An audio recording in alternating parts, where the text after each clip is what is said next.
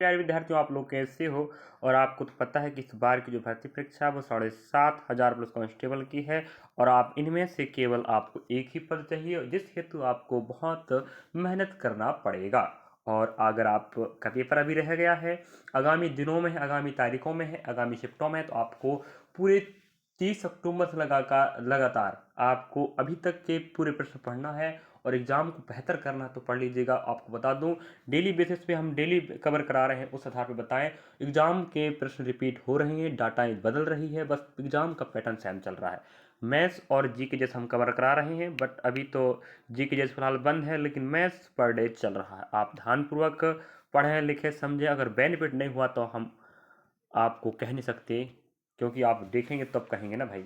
और हमेशा बताऊं, हम शिक्षक जो भी होता है आपकी भलाई के लिए सोचता है भाई। चलिए, और आपको देखना है तो देखिएगा, आज हम 2 दिसंबर 2025 शिफ्ट नंबर फर्स्ट और सेकेंड के कॉमन मतलब संयुक्त प्रश्न ले रहे हैं।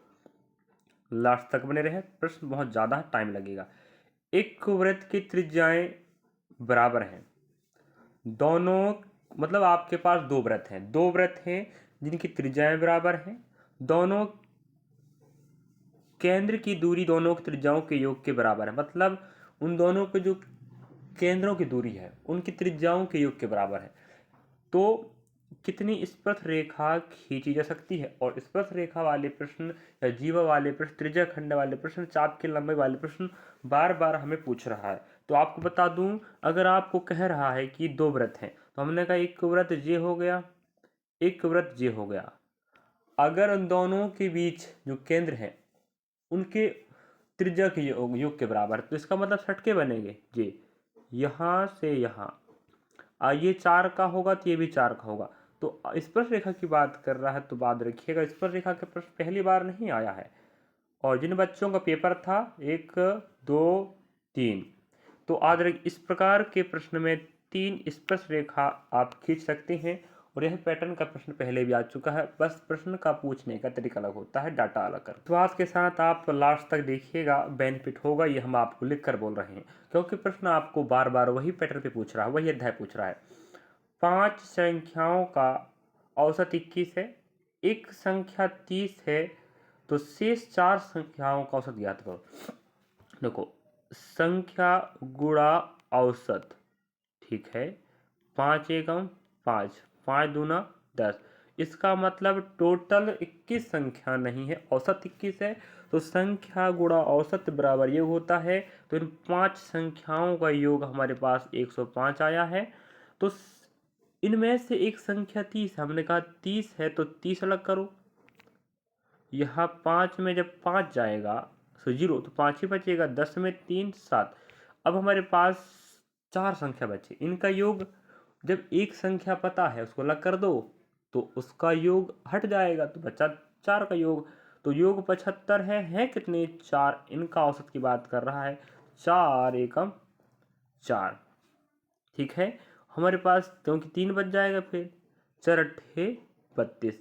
अब भाग नहीं जाएगा, 3 बचेगा भाई, ठीक है। फिर लगाओ, 4 सत्ते 28 हो जाएगा, 2 बचेगा, 4 पंजा 20, मतलब 18.75 इससे प्रश्न का बिल्कुल राइट आंसर होगा। समझ रहे बात ना? हाँ। जिनका पेपर था कमेंट करें, जिनका नहीं है आगामी शिफ्टों में तारीखों में है, ध्यान से पढ़ते रहें। चलिए अगला प्रश्न, 20 लोगों का औसत 25 केजी है, 15 नए लोगों को शामिल किया जाता है तो औसत 28 किलोग्राम हो जाता। मतलब देखो 20 लोग, हाँ सबका पूछ रहा है, 20 लोग हैं, इनका 25 केजी था, ठीक है। 15 नए आ गए, तो 15 नए आ गए तो औसत, देखो 15 नए आ गए, शामिल कर ली, तो 15 आपने लाया है, इनका कितना हो, इनका 28 है, ठीक है। 20 का 25 था, 15 और आए हैं, उन खुद का 28 है। तो देखो हमें भी फिक्स करना पड़ेगा, यह 25 है, 25 में कितना ज़्यादा मेरे भाई? 3 ज़्यादा है, ठीक है। मतलब 20 सबको औसत मतलब बराबर करना, तो 20 लोगों का 25-25 हो गया, और यहाँ 15 का भी हम 25-25 कर दे रहे हैं। यहाँ तो हमारे पास 3 ज़्यादा है, ठीक है। तो है 15 लोग, तो गुणा करो 15 से, तो 15 दिया 45। इसका मतलब 45 हमारे पास ज़्यादा रखा है कि नहीं? 25 देने के बाद।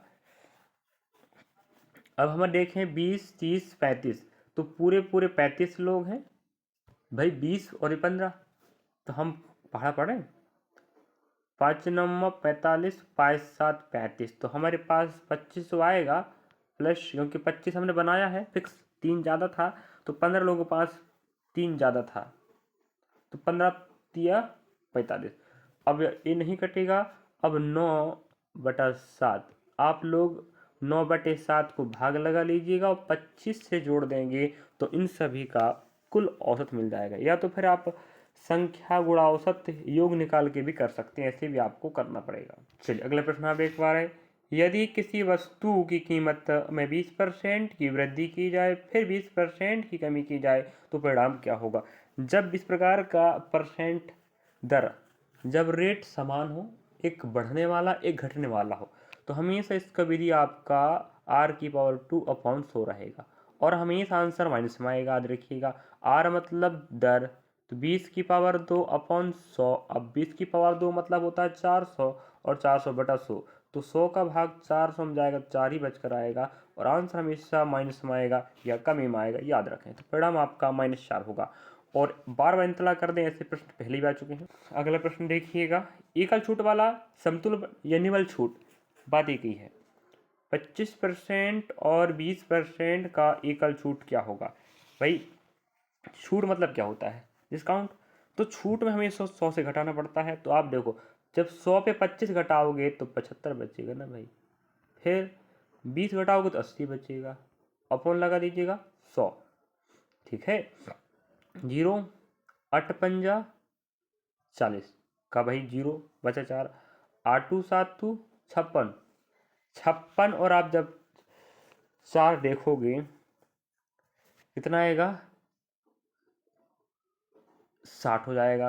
अपॉन हमारे पास 10 बचा है जी, 100 हो गया।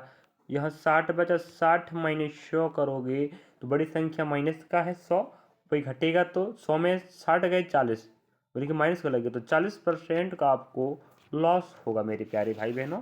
चलिए आगे बढ़ रहे हैं नेक्स्ट प्रश्न की ओर।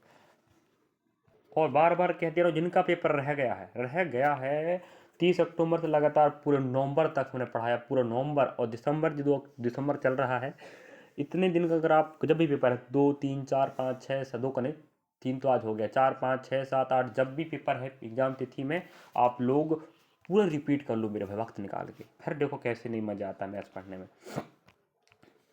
32, 35 तथा 37 का माध्य याद करो। माध्य मतलब होता औसत। ठीक है, अब देखो 32 में हम कितना जोड़ेंगे, 3, तो पैसे बनेगा, पैसे तो थे, इसका मतलब क्रमागत नहीं है तो कुछ नहीं करना है। 32 प्लस 35 प्लस 37, देखो 2 2 जोड़ता तो बात अलग था ना यार, है कि नहीं। तो यहाँ 2 2 ही जोड़ रहा है, तो सबको जोड़ो और 3 से भाग लगाओ, तो आंकड़ों का योग अपॉन कुल आंकड़े, ये नियम आपको काम करेगा। माध्य मतलब औसत मिल जाएगा। चलिए, पतंग की आकृति किसके समान होती है पूछ रहा, तो पतंग ऐसा रहता ना भाई।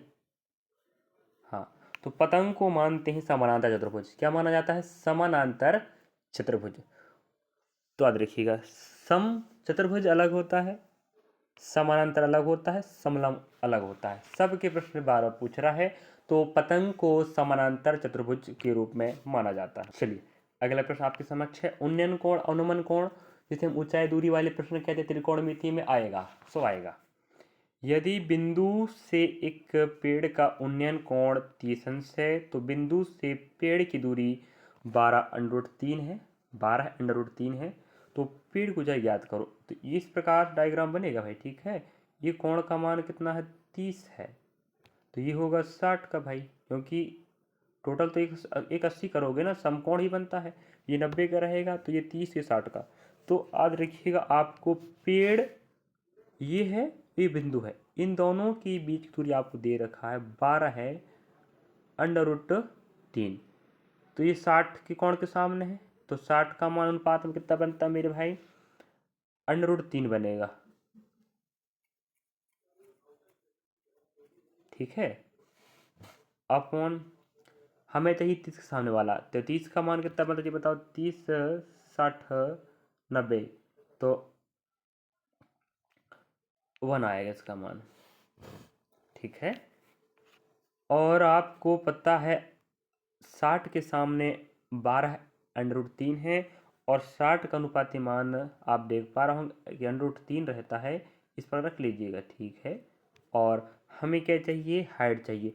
30 के सामने अनुपाती 1 होगा और h हमें चाहिए, तो ये कट जाएगा, तो h का मान 12 ही बचा ना यार, तो h बराबर 12 मीटर होगा। तो उस पेड़ की ऊंचाई आप 12 मीटर उत्तर देंगे।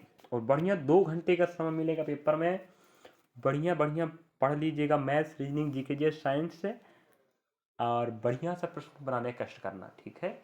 ज़्यादा दिक्कत की बात नहीं है, और नहीं पढ़ोगे तो दिक्कत ही जाएगा भाई, और पढ़ लिख कर जाओगे तो मज़ा जाएगा, चिंता की बात नहीं है। और क्लास हम आपके लिए डेली लगा रहे हैं, बस पेपर 15 है 9 दिसंबर तक, उसके बाद तो क्लास ख़त्म। चलिए अगले प्रश्न आप देख पा रहे होंगे यहाँ पर, यदि साइन a बराबर 4/5 है, और आपको पता है साइन कॉन्स्टेंट थीटा के मान में चलना पड़ेगा, तो आपको ध्यान से हल करना पड़ेगा। तो ये बना लीजिए भाई समकोण। ठीक है। लाल बटे कक्का पे चलते हैं, लाल बटे कक्का पर। ठीक है। अब देखो साइन मतलब ये होता है, साइन मतलब ये कॉस टेन, तो आपको साइन की बात कर रहा है, तो साइन मतलब फर्स्ट वाला आएगा। तो साइन ए, अगर हमारे पास ए का मान दिया है, तो ये बनेगा 4/5, मतलब लंब हमारे पास हो जाएगा ये 4, और कड़ आपका हो जाएगा 5, तो आधार आपका 3 होगा भाई, फिर है कि नहीं बात बराबर। हाँ, तो आधार आपका 3 होगा, तो आप साइन लंब आपका, तो यहाँ अपन ए लेना पड़ेगा यहाँ पर, फिर आपको बी यहाँ लेना पड़ेगा, सी यहाँ लेना पड़ेगा। ठीक है ना, क्योंकि कोण साइन ए है, कोण का मान ए दिया है भाई, तो ए कोण यहाँ रहेगा, जहाँ पर भी आप कोण लेते हैं आदि थीटा का मान, वहाँ के जस्ट सामने लंब कहलाता है। तो लंब 4 हो गया, आधार 3, क्योंकि 3 4 5 का त्रिपेट बनता है, तो हमने कड़ हमें नहीं, कड़ तो दिए के रखा था, तो हमारे पास आधार नहीं था, हम 3 दे दिया। अब हमें बोल रहा है कॉस ए, तो हमने कहा कॉस ए, तो कॉस ए का मान की बात करें तो कॉस ए कहता है भैया, कॉस ए टेन है ना, तो कोण यही रहेगा, तो यहीं से देना है। तो कॉस, ये साइन का, ये कॉस का, तो कॉस कहता है, अगर यहाँ पर है कॉस, ठीक है, तो ए तो यहाँ यही कोण ए है कॉस, तो ये ए अपॉन के, ए मतलब कितना मेरे भाई, ए मतलब आधार, आधार का मान 3 है, के का मान 5 है, प्लस 10a।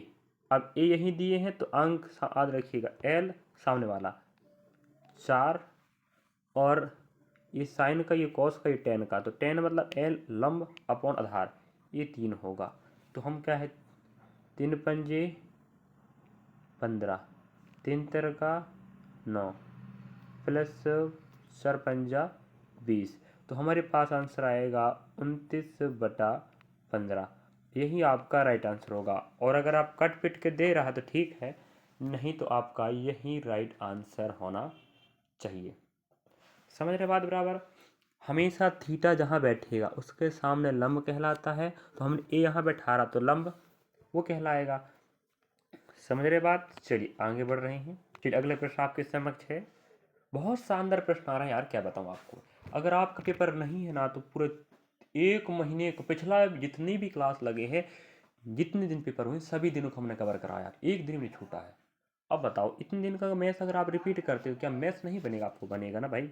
और रीजनिंग भी पढ़ लेना भाई, हल्के मत लेना रीजनिंग को, घड़ी पढ़ लो, कैलेंडर पढ़ लो, है कोडी कोडिंग पढ़ लो, आभासी रीजनिंग पढ़ लो, पासा पढ़ लो, सब पढ़ लो।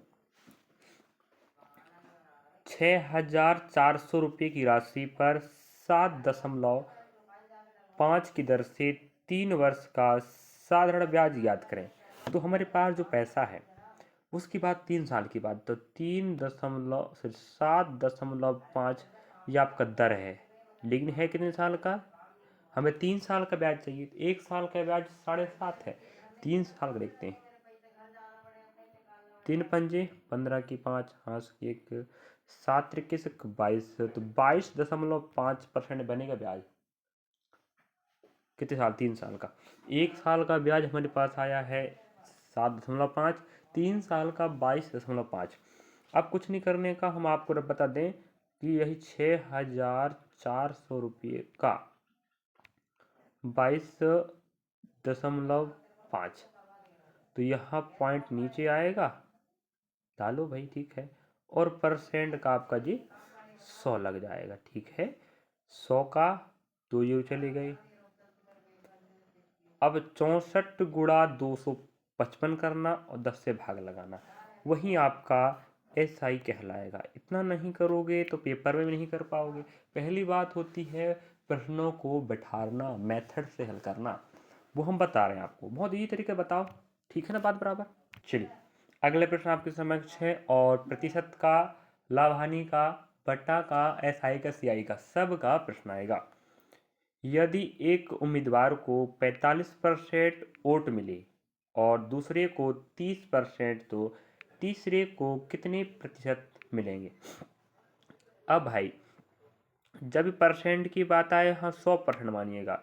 अब हमारे पास 3 उम्मीदवार हैं, है कि नहीं, A, B और C। जब पहले वाले को 45% मिला है, दूसरे वाले को 30 मिला है, तो 100 में से देखें तो इन दोनों को 75 मिल गया मिला के, तो 100 ही तो वोट डले होंगे। 100 में से 45 मिला, 30 मिला, पूरा 75 मिला, तो भाई साहब को 25% वोट मिलेगा। समझे ना बात बराबर। अगला प्रश्न आप देख पा रहे होंगे, शानदार है। 3 अलग अलग पारियों में 80, 120 और 100 रन बनाए एक व्यक्ति ने, तो उसका औसत कितना होगा रन? तो कुछ भी नहीं करना है। औसत मतलब होता है बीच की, मध्य या सभी आंकड़ों को जोड़ना और टोटल आंकड़ों से भाग लगाना। यहाँ पर आप देखेंगे 80 रन बनाया, अगली बार मान लो 100 रन बनाया, अगली बार 120 बनाया। अगर संख्याएं क्रमागत हैं तो हमेशा आपको बीच की संख्या ही देखना है, वही एवरेज औसत माध्य होगी। तो 20 बढ़ा 20 बढ़ा, इसका मतलब 100 ही इस प्रश्न का औसत रन राइट होगा। चलिए अगले प्रश्न आप देख पा रहे होंगे शानदार तरीके से। 500 रुपये में 20 वस्तु खरीदी गई, 4 वस्तुओं के विक्रय मूल्य के बराबर लाभ पर बेचा गया, तो प्रत्येक का विक्रय मूल्य ज्ञात करो। बहुत शानदार प्रश्न, देखिएगा आपको पैसा भी नहीं मानना है, ठीक है। देखो इसको तरीका होता है हल करने का। 20 खरीदी गई, खरीदने को बोलते हैं CP, ठीक है। नेक्स्ट 4 अगर आपने 20 खरीदा है, आपने 20 खरीदा ना, तो आपने 20 बेचा भी होगा कि ना जी, बताओ बराबर बात। तो बेचना मतलब SP। इस पर होता क्या है कि 4 वस्तुओं के विक्रय मूल्य के बराबर लाभ प्राप्त होता है।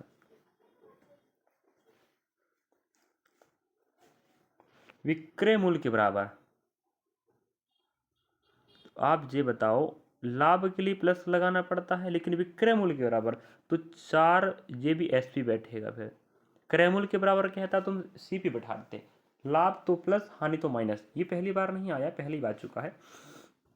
तो यहाँ देखो हमारे पास हो जाएगा 20 और 4 24 हो जाएगा, ठीक है। और ये 20 CP बराबर SP हो, तो ये हो जाएगा आगे पीछे हो गया भाई, ये हो जाएगा आपका, हाँ 24 SP। अब हम 4 छुड़ा रहे हैं, 4 पंजा 20, 4 छिंग 24, कुछ मिस्टेक हो रहा कहीं। चलिए थोड़ा सा ऐसे इसको हल्का सा अलग से बैठाना पड़ेगा, थोड़ा मिस्टेक हो रहा था। चलिए कहने का मतलब है कि आपने 20, एक मिनट भाई, 20 वस्तु आपने खरीदी, सॉरी बेची, ठीक है। 20 वस्तु आप बेची, आप तभी बेचेंगे जब आपने 20 वस्तु खरीदा होगा, नहीं समझे बात बराबर।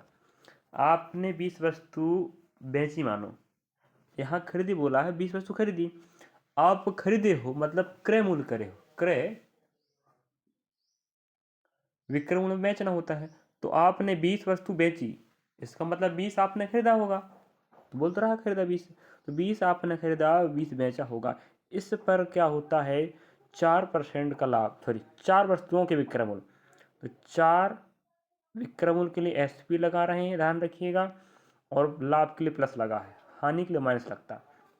यहाँ पर आएगा जी, तो 20 में से 20 एसपी में से 4 एसपी जाएगा तो 16 एसपी बचेगा यार, है कि नहीं। तो 16 एसपी बराबर 20 सीपी, चर चौके 16 बराबर 4 पंजा 5 सीपी।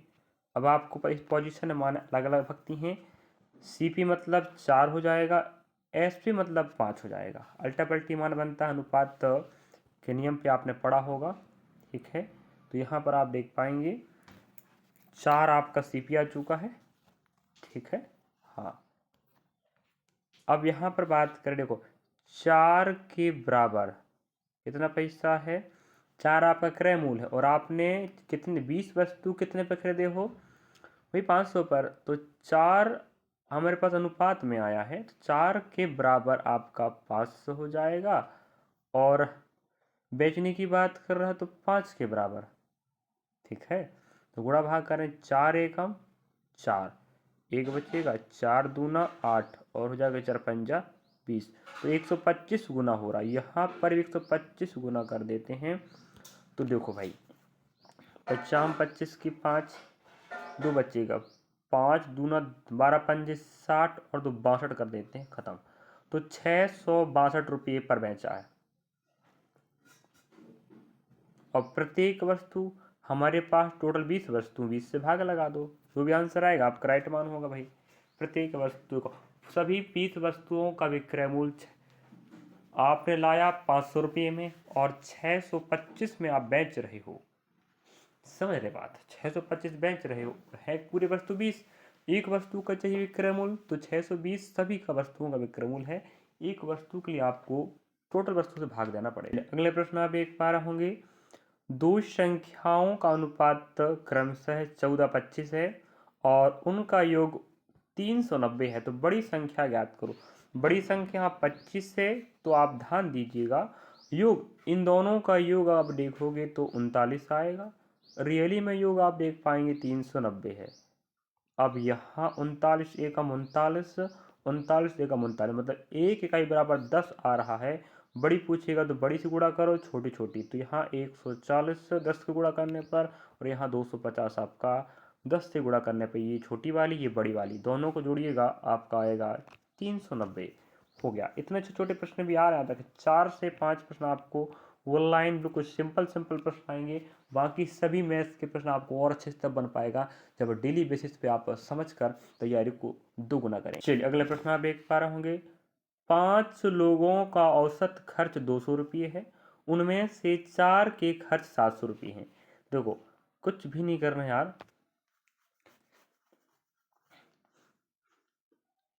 औसत खर्च की बात कर रहा है, तो आपको 5वें का चाहिए। अब देखो 5 लोगों का जो औसत खर्च है,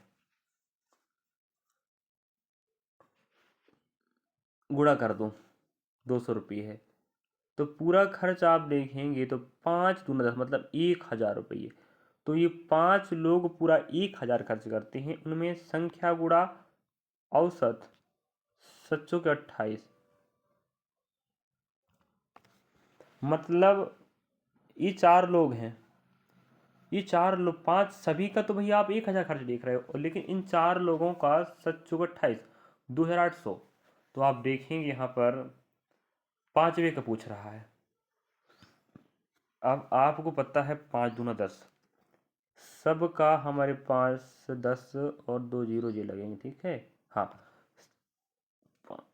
5 लोगों का औसत खर्च 10,000 1000 सॉरी, लेकिन 7 को 28 मतलब हो गया हमारे पास 2800।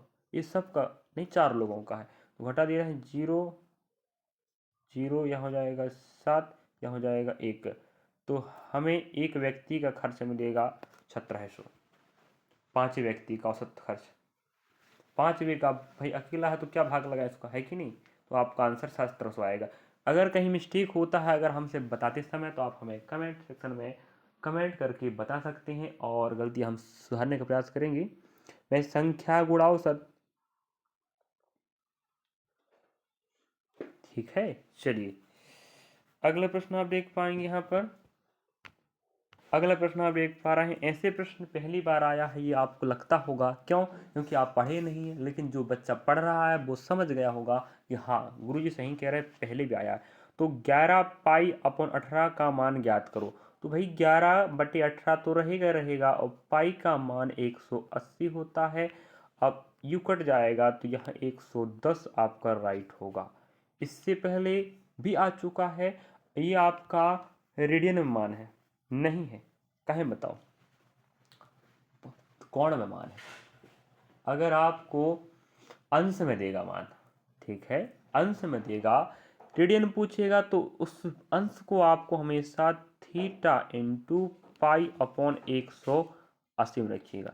तो ये रेडियन में मान था, आपने कोण बताया, अंश में, सॉरी अंश में मान निकाला, रेडियन को अंश में बदला और अंश को रेडियन में बदलने के लिए आपको थीटा इंटू पाई अपॉन 180 करना पड़ेगा।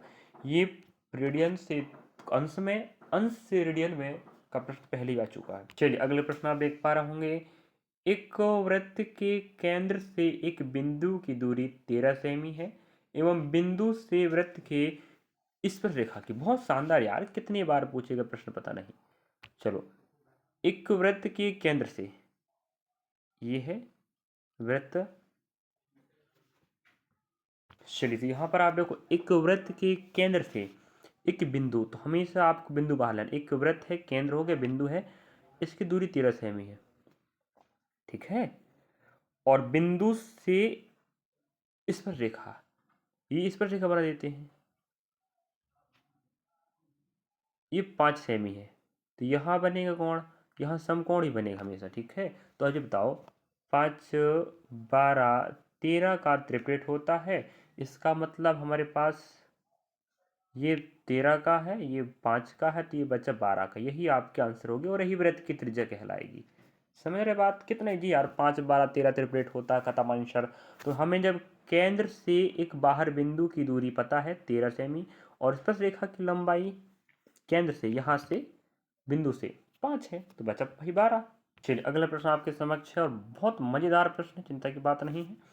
अगर आप लगातार लास्ट तक देखते होंगे तो यकीन के साथ कह दूं आपको फायदा नहीं होगा, तो ये मेरा नाम बदल देना भाई। दो संकेंद्रित वृत्तों में कितनी उपनिष्ठ स्पर्श रेखा खींची जा सकती। और रही बात, आपको बता दें, अगर आप ग्रुप डी की भी तैयारी कर रहे हैं तो आपको बता दें यही पैटर्न के प्रश्न वहां पर पूछ रहा है, ग्रुप डी में भी कुछ हद तक, बाकी जीवा में वो नहीं पूछ रहा है, बाकी वृत्त और जीवाएं वाले प्रश्न छोड़ के बाकी पूरा डाटा पूछ रहा वहां पर। दो समकेंद्रित वृत्तों में कितनी उपनिष्ठ स्पर्श रेखा होंगी। तो हमने कहा एक वृत्त जी है, एक वृत्त जी, इन्हें बोलते हैं समकेंद्रीय, जिनका केंद्र एक हो। तो यहाँ पर क्या स्पर्श रेखा खींचेगी, आंसर आएगा कुछ भी नहीं, 0। तो ऐसे प्रश्नों पर उपनिष्ठ रेखा नहीं खींची जा सकती।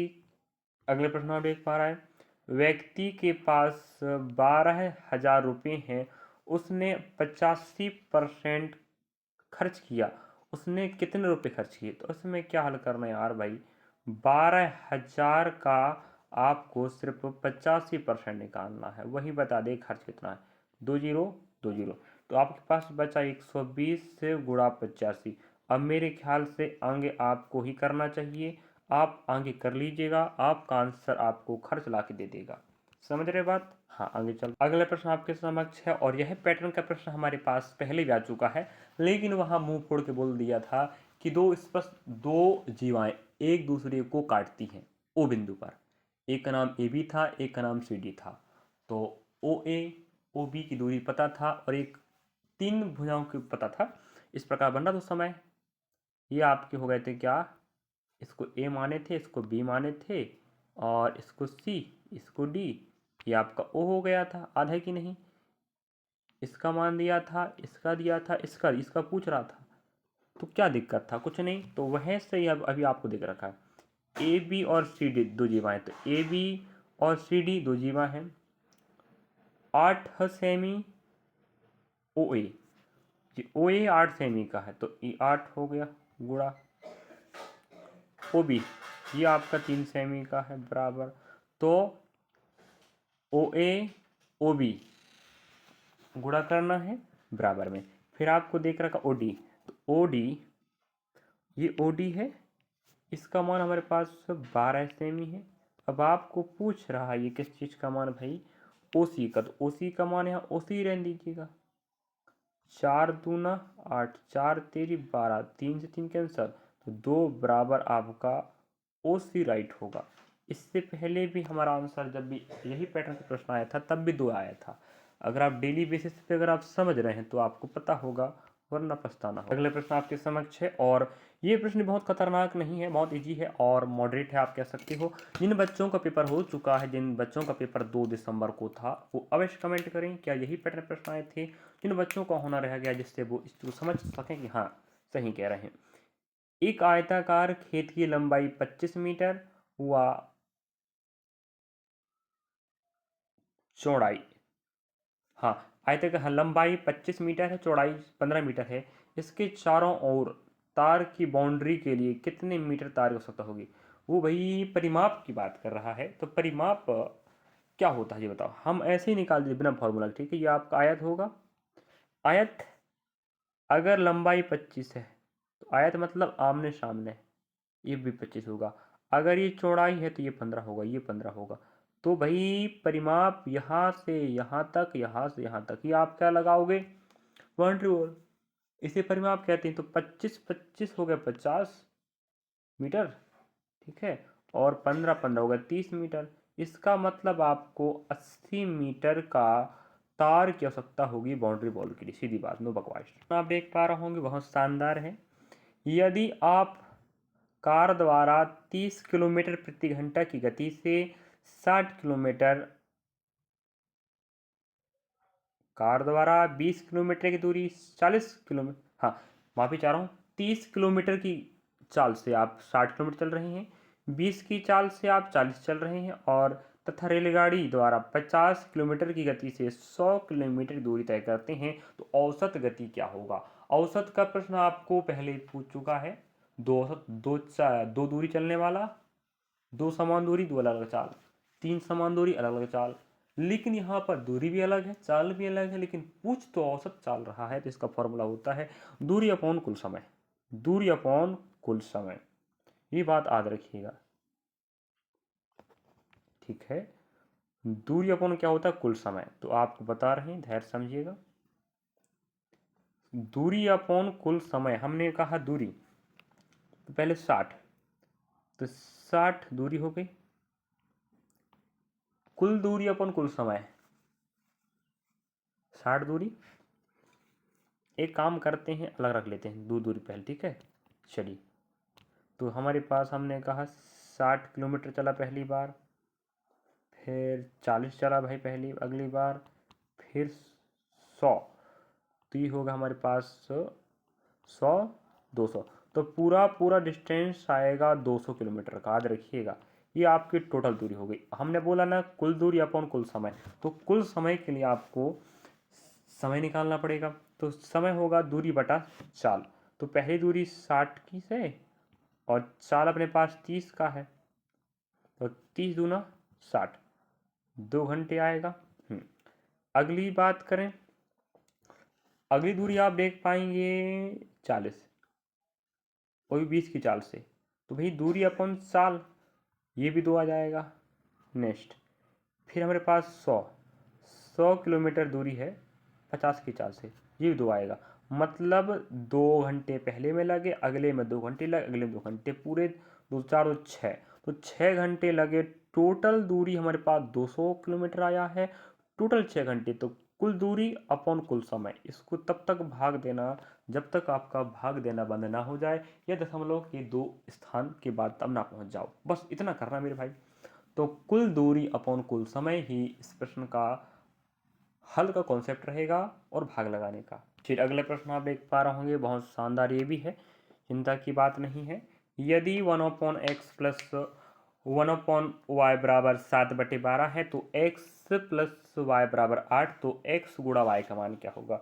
बहुत अच्छा प्रश्न है, शानदार है, इन्हें हल करते हैं। तो ये गुणा होगा, ये मतलब आप समझदार बच्चे हैं, करना क्या होगा, देखो हम एक काम करते हैं, इनका गुणा करते हैं, ये बनेगा एक्स वाई, ठीक है, हल कर रहे हैं, ये आपका हो जाएगा वाई प्लस, क्योंकि एक वाई है और एक के साथ गुणा करना है एक्स प्लस वन, गुणा करते हैं, तिरछा गुणा करते हैं, ऊपर रखते हैं, ठीक है, और बीच में जोड़ है तो जोड़ रख दिए एक्स, तो इसको ठीक ठाक करो तो यह बनेगा X plus Y upon X गुणा वाई, तो बराबर में आप देख पाएंगे 7/12 तो पहले से है ही। अब इसका जो मान देख पा रहे आप लोग, ये दिया 8 है, कितना मेरे भाई 8 है, तो इसका मान हम 8 रख देते हैं, 1 मिनट भाई,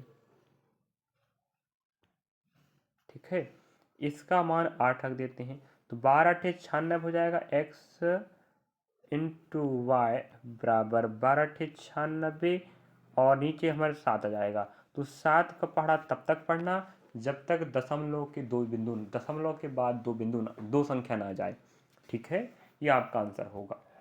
बस इतने जी प्रश्न। अगला प्रश्न आप देख पा रहे होंगे, ए बी से 20% अधिक कुशल है, तो बी ए से कितना प्रतिशत कम है। 20 से अधिक है मतलब हमने कहा ए और बी की बारे में बात करें, अगर 100% कुशल है तो 20 ज़्यादा होगा यार जी, यही तो कह रहा है। 0 0 आधा करे 6, आधा करे 5, तो कितना कम है, तो कितना कम है, एक कम है, किस पर कम है, 6 पर, तो 1/6 का मान तो आप जानते हैं 16.66 या 16 2/3% आपका राइट आंसर होगा। समझ रहे बात, खत्म खेल। अब यहाँ पर हमारी क्लास यहाँ पर ख़त्म होती है, और हमने बहुत सारे प्रश्न कवर कराए आपको, और यकीन है कि ये क्लास आपको मज़ा आया होगा। मज़ा तब आएगा ना भाई जब आप पढ़ोगे, तो ये टॉप क्लास आपको टॉप ले जा सकती है अगर आप ये क्लास अटेंड करके बेहतर सीखने का प्रयास करेंगे। तो चलिए, थैंक यू फॉर वॉचिंग, मिलेंगे नेक्स्ट क्लास में। जब तक आप पढ़ते रहिएगा, कुछ तकलीफ समस्या तो आप हमें कमेंट बॉक्स में कुछ जानकारी पूछ सकते हैं, और पेपर कैसा रह रहा आपका कमेंट करें। और हमने कम्युनिटी पोस्ट में ST SC OBC और जनरल, इन बच्चों के लिए अलग अलग पोस्ट डाला है, जहाँ से आप ये बता पाएंगे, वहाँ हमने डाला है कि किस किस से हिसाब से कितने कितने नंबर आ रहे हैं, आप जाके डालें और अपने देखें कि आप किस श्रेणी में आ रहे हैं, 70 60 के बीच में, 80 50 ऐसे हम डाला है, 80 85। Thank you for watching.